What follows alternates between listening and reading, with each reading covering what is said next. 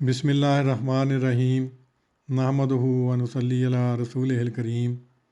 मोहतरम मौलाना अब्दुल कादिर साहिब साबक सौदागर मल ने हयात नूर में हज़रत खलीफातुल मसीहुल अव्वल रज़ियल्लाहु अन्हु का बयान फरमुदा एक ईमान अफरोज़ और काबिल नसीहत वाक़या तहरीर किया है। आप लिखते हैं कि हज़रत खलीफातुल मसीहुल अव्वल फरमाया करते थे कि अहमदियत से काफ़ी अरसे पहले की बात है कि आप एक मरतबा लाहौर में किसी रईस के मकान पर बतौर मेहमान उतरे हुए थे।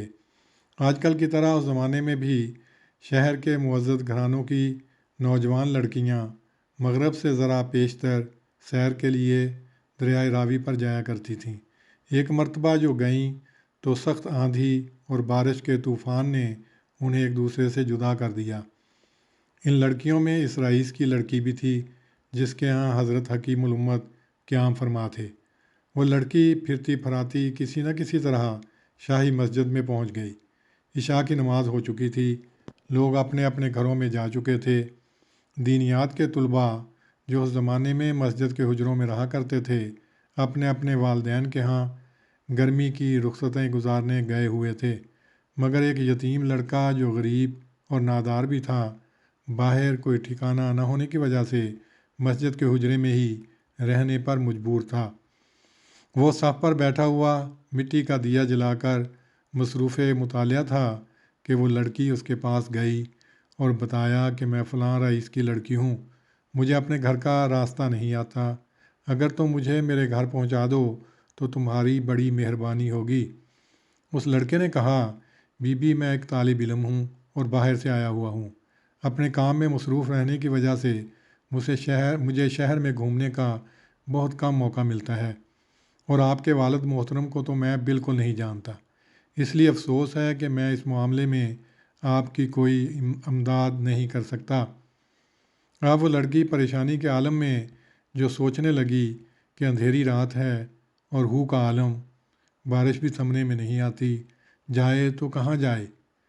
उसकी ये हालत देखकर इस शरीफ लड़के ने कहा, बीबी फ़िक्र न करो, चंद घंटे रात बाकी रह गई है, मैं तो मसरूफ़ मुतालिया हूँ, आप मेरी चारपाई पर सो जाइए, नमाज फ़जर के लिए लोग आएंगे, जो शख्स आपके अब्बा को जानता होगा उसके साथ आप घर चली जाएं।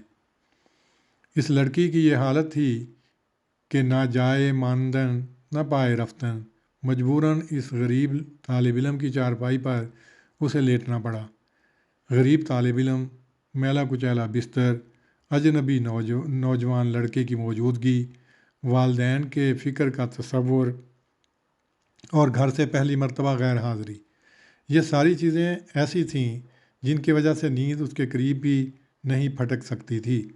वो तो एक एक मिनट गिन गिन कर गुजार रही थी। उधर इस लड़के का हाल सुनिए। यूँ ही इस कबूल सूरत अमीरज़ादी पर उसकी निगाह पड़ी, शैतान ने उसके शहवानी कवा में एक तलातम बर्पा कर दिया, मगर था वो नेक और खुदा ताला से डरने वाला। उसने सोचा कि इस बुरे रास्ते को अगर मैंने इख्तियार कर लिया तो फिर खुदा ताला को क्या जवाब दूंगा। मज़ीद बरां जहन्नम की आग भी बर्दाश्त करना पड़ेगी। क्या मेरे अंदर ये ताकत मौजूद है कि मैं जहन्नम की आग बर्दाश्त कर सकूं? ये वो बातें थीं कि जिनके सोचने में वो महव था।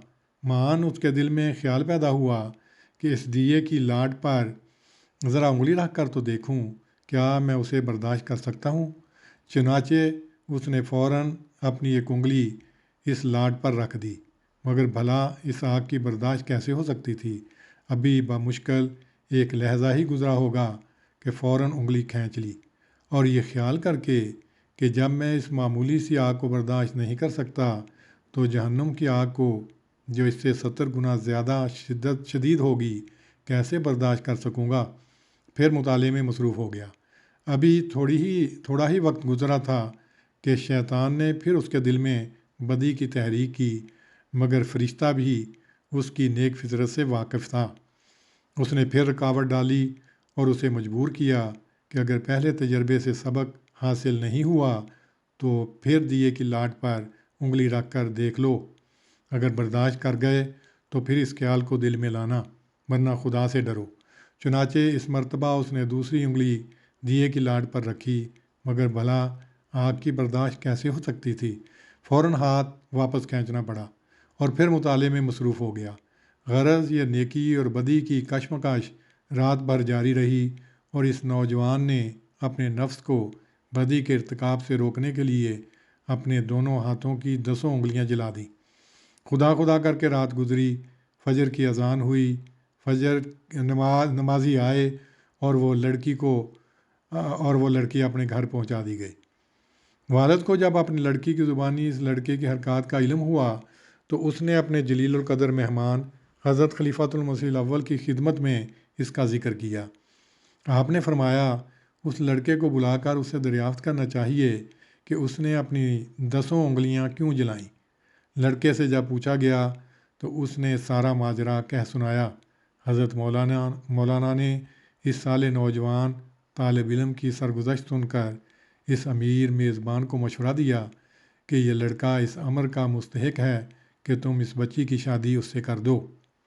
امیر بولا، حضرت مولوی صاحب، میں اس لڑکے کے ساتھ اپنی بچی کا رشتہ تو کر دوں، مگر آپ کو علم ہے کہ یہ بچی ناز و نعمت سے پروان چڑھی ہے اور یہ لڑکا بالکل غریب اور نادار ہے۔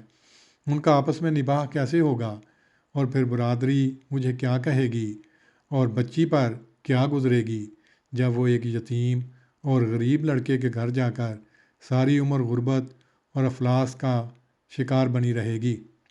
آپ نے فرمایا، میرے مہربان دوست، اس کا حل تو بالکل آسان ہے۔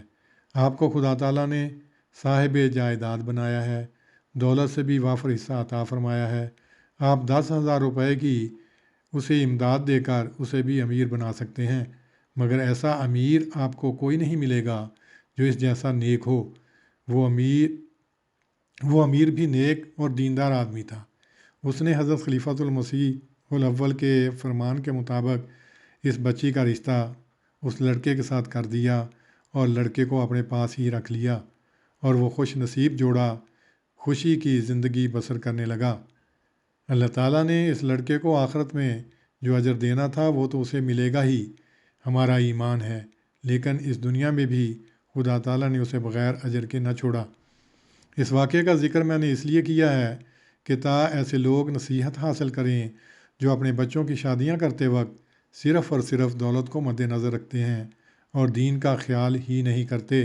احمدی کہلانے کی وجہ سے زبان سے تو بے شک یہ کہیں گے کہ ہمیں تو دیندار بچے کی تلاش ہے، لیکن اگر کوئی غریب مگر نیک بچہ مل جائے تو کوئی نہ کوئی بہانہ کر کے اس سے پہلو تہی کر جائیں گے۔ حیات نور باب دوم صفحہ 67 تا 69۔